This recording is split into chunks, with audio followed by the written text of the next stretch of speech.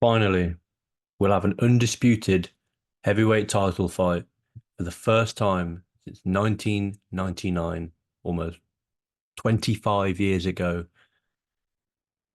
And it goes down this Saturday from the Kingdom of Saudi Arabia, Riyadh, between this man here, Tyson Fury, and this man here, Oleksandr Usyk.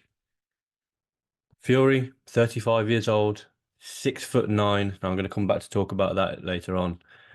34-0 and one draw, controversial O maybe, with 24 knockouts. Oleksandr Usyk, 37 years old, the older man by 2 years, 6'3", 21-0 with 14 knockouts. And for what it's worth, Tyson Fury is a slight favourite.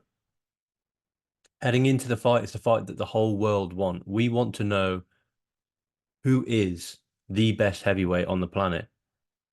And we'll get that question answered, in theory, on Saturday night. Now, like I said, Fury, 6'9", knows how to fight long, knows how to fight tall. Oleksandr Usyk, 6'3", former cruiserweight. Tyson Fury would have to chop off a limb to make cruiserweight. Tyson Fury is going to be the much bigger guy in there, possibly by 2 stone. We haven't seen an awful lot of Tyson Fury on social media and the like, so we don't know what shape he's coming into this bout in. But one thing we do know for sure is that he's going to be a lot bigger than Oleksandr Usyk.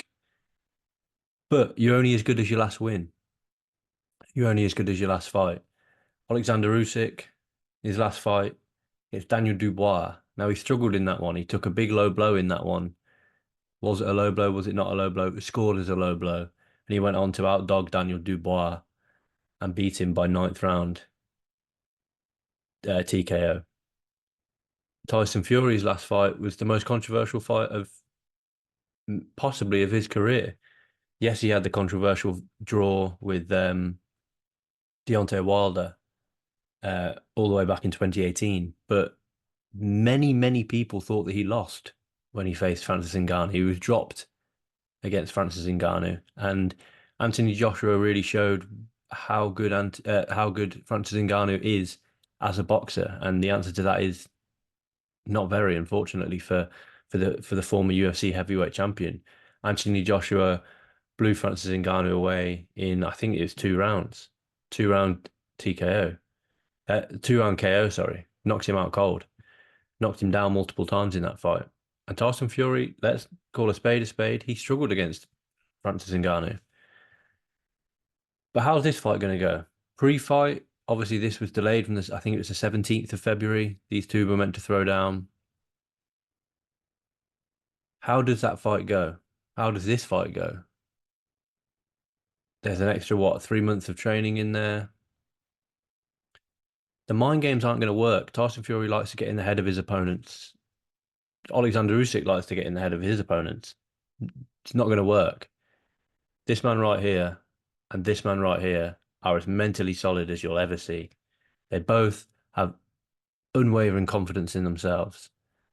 But all the pressure in this fight is on Tyson Fury. He's expected to win. He's the bigger guy.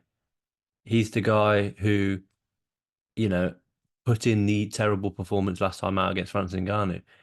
He's the guy that realistically hasn't had a competitive fight since October of 2021 when he fought Deontay Wilder for the third time. He had the Francis Ngannou fight, which on paper should not have been a competitive fight. Before that, Derek Chisora, come on. Before that, Dillian White, who on the night showed that he was way past his prime. Tyson Fury has a lot of pressure on his shoulders going into this one, and I think the way that he's going to handle that pressure is going to determine who wins this fight. Oleksandr Usyk, I think, has minimal pressure. He's not meant to win this fight. He's the smaller guy, like I'm alluding to a lot. He's the much smaller guy in there. You know, 6 inch height disadvantage on the side of the Ukrainian. But then you look at the kind of guys that Oleksandr Usyk has been fighting. He fought Derek Chisora in his second heavyweight bout. Then he went back to back with Anthony Joshua twice, both over 12 rounds. Then he knocked out Daniel Dubois in that ninth round of their bout in August of 2023. It's going to be a difficult one to there's a potential that this is going to be a difficult one to watch. Both men are phenomenal switch hitters. Obviously, the power and is arguably on the side of Fury due to him being the bigger guy. The footwork, without a doubt, is on the side of on the side of Alexander Usyk. And the difficulty for me, sort of trying to predict this fight, is how will Tyson Fury look to fight this fight? Will he look to lie on Alexander Usyk, utilize his size, try and tire Usyk out for the for the first half of the fight, and then look to box in the second half of the fight? Will he look to box for the entirety of the fight? Will he look to do what he did against Deontay Wilder and come into the fight extremely heavy? I think it was that third fight he came in extremely heavy, second or third fight, I forget, but came in extremely heavy and looked to, impose his power and his will on Alexander Usyk. All will be revealed on the scales on Friday, of course. Alexander Usyk, how does he approach this one? Does he try and, you know, catch Fury cold, get Fury out of there, work that body, which, is notoriously, Tyson Fury isn't ever going to look like Anthony Joshua, but he's got a gas tank that in the Francis Ngannou fight did wave a little bit. Will Usyk look to work the body like he does? Will he look to get on the inside of Tyson Fury's jab and fight a little bit dirty, fight on the clinch, fight on the inside, and really look to, you know, to not even to look to fight Tyson Fury rather than to look to box him, because it's going to be tough to fight, tough to box Tyson Fury due to his size, his height, and his reach. Anthony Joshua is 6'6". Alexander Usyk had relative ease fighting, getting on the inside of Anthony Joshua and fighting Anthony Joshua, boxing Anthony Joshua. But this is the tallest guy that he's going to be facing in his career by 3 inches, which is a lot. In boxing, that is a lot, especially with at this level when you've got two guys that they just know how to box. They know how to use the jab. If this is an MMA fight, maybe slightly different because the jab isn't utilized nearly as much in MMA, but both of these guys know how to use the jab. Both of these guys are also switch hitters. There'll be a lot of going from southpaw to orthodox, orthodox to southpaw, southpaw to orthodox, orthodox south. There's gonna be a lot of switch hitting in this fight, and it's gonna be fascinating to watch. Do I think it'll be a good fight to watch? I'll be honest, I really don't. I think there's a potential that we could get like a Tyson Fury versus Vladimir Klitschko type fight where there's a lot of holding by Fury, Usyk not being able to utilize that footwork to sort of get away from Fury's sort of holding tendencies. But who knows? We don't actually know yet how big the ring's going to be. Even the bigger the ring, the better for Usyk. The smaller the ring, the better for Fury. It's a really good fight. My official pick, I'm gonna narrowly. My heart is saying Usyk. My head is saying Fury. I think Fury may just right the wrongs of his past performance against Francis Ngannou. He's going to eat the pressure, and he's going to put on like I said, I think he's going to put on a pretty boring unanimous decision victory, and then we'll get the rematch in October to kick off the 2024-2025 Riyadh season. It's a shame that there's a rematch clause in there. I'd imagine there's a rematch clause in there, but that's boxing, I'm afraid. The undercard is pretty good. The co-main event, Jaya Pattaya versus Marius Briedis in the cruiserweight division for the IBF cruiserweight title. We've got Joe Cordina versus Anthony Karasay. That's for the IBF and IBO super featherweight titles.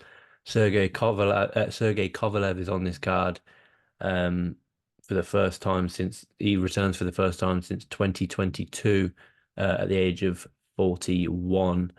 Frank Sanchez, the heavyweight, is on this card, undefeated heavyweight. Obviously, knocked out Junior Farr on the I can't remember what the card's called. No, the Day of Reckoning card at the end of last year. He takes on uh, Ajit Kabayel, 31-year-old German, also undefeated, 24-0.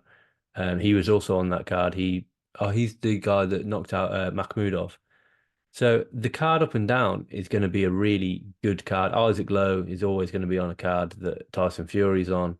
Um, what I will say about this card is the ring walk is supposedly around 11 o'clock at night, UK time. We'll see about that. We saw what happened when Fury fought Ngannou. We luckily we've got, you know, three cruiserweight fights, three heavyweight fight. Sorry, two heavyweight fights and the main event, of course, all on the undercard. Sergey Kovalev will probably finish Robin Sira and Safar. Frank Sanchez and Caballero won't go the distance. Jai Opetaia and Marius Briedis won't go the distance. I'd be surprised if Opetaia doesn't finish that one.